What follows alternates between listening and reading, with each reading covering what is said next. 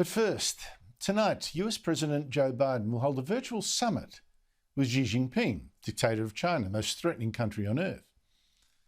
And what scares the hell out of me is that Joe Biden is not just losing it mentally, he's also a windbag who's having rings run around him by China. And China has already prepared a trap for him tonight as well. Biden just seems to have no backbone, no strength for showdowns like this.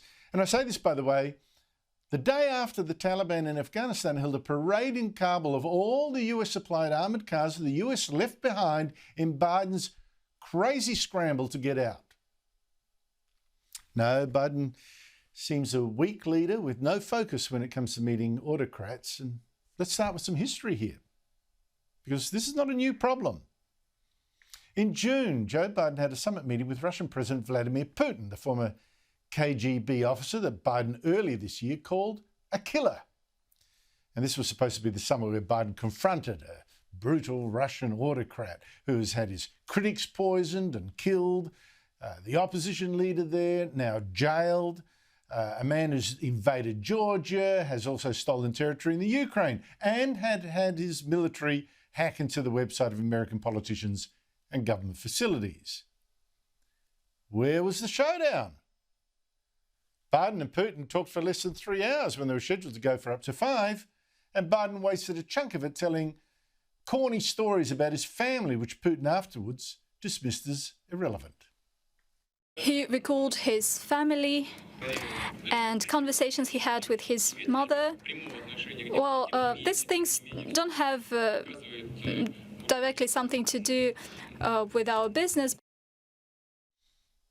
Now, China's dictator, Biden looks even weaker, and Xi Jinping is playing like a violin. This is extraordinary. I think it's got something to do with the fact that Biden's now so down in the polls, worse than Donald Trump was at this time of his presidency. And so Biden's desperate now for a win on something. I mean, anything.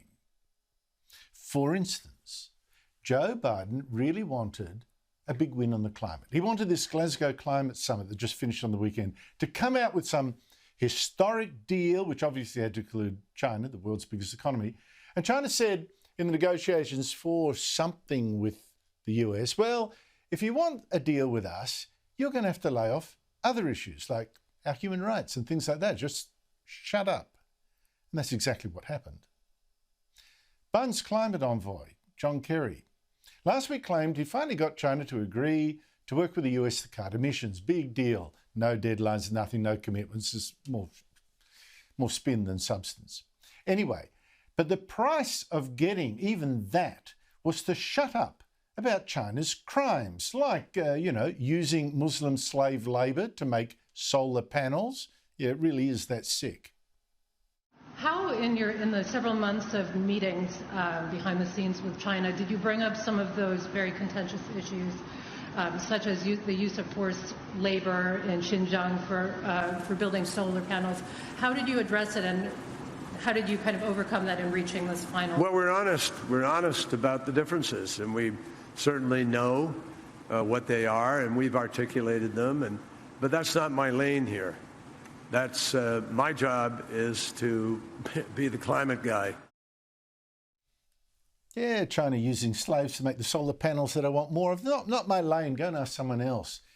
I mean, in the end, though, that climate deal that John Kerry got for turning a blind eye to slave labour, useless. There are no targets. Like I said, dictator Xi did not even go to the Glasgow summit.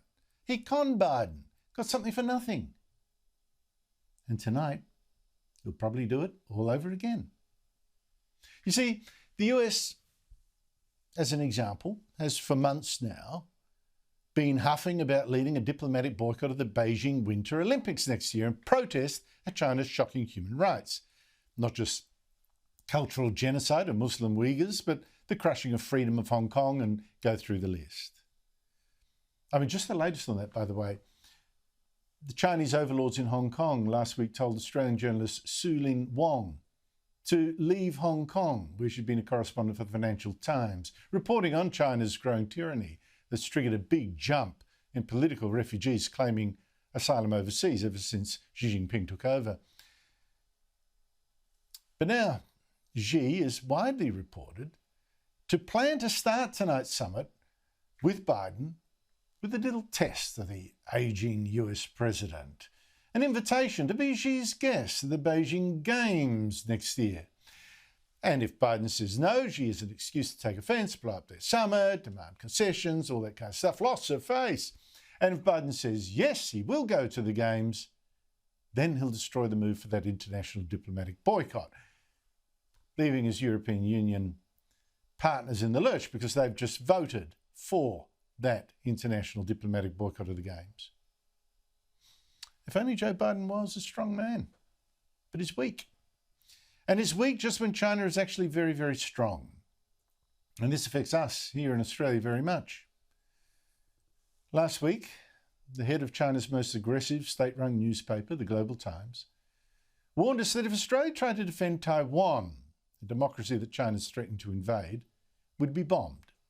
He said if Australian troops come to fight in the Taiwan Straits, it's unimaginable that China won't carry out a heavy attack on them and the Australian military facilities that support them, facilities that happen to be here.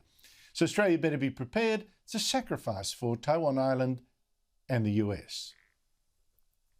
China has also now warned Liberal Senator James Paterson, head of Parliament's Intelligence and Security Committee, to just shut the hell up about China.